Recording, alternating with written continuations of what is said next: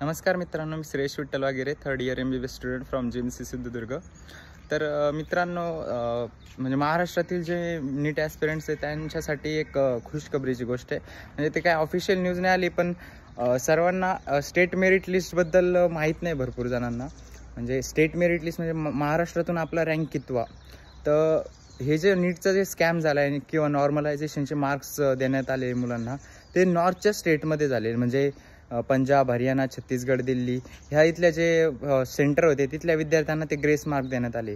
म्हणजे महाराष्ट्रातून जे टॉपर विद्यार्थी आहे किंवा ज्यांना 650 ते 700 मार्क आहे त्यांची संख्या कमी आहे। मग त्यामुळे जे बाकीचे विद्यार्थी 600 ते 750 ह्या विद्यार्थ्यांना त्याचा फायदा होणार आहे। आणि परत अजून जो निकाल आहे त्याचा पूर्णपणे क्लॅरिफिकेशन पण येईल। तर महाराष्ट्रातील विद्यार्थ्यांसाठी मी सांगायचा प्रयत्न करतो की त्यांनी अजून होप ठेवा। अजून तुमची स्टेट मेरिट लिस्ट यायची बाकी आहे। स्टेट मेरिट लिस्ट आली तर आपल्याला पूर्णच्या पूर्ण क्लॅरिटी येईल। आणि तुमचं जे सीट अलॉटमेंट होतं ते महाराष्ट्र स्टेट कोट्याचं ते स्टेट मेरिट लिस्ट थ्रूच होत असतं। ऑल इंडिया कोटाचा ऑल इंडिया रँकशी याचा काही घेणदेण नसतं।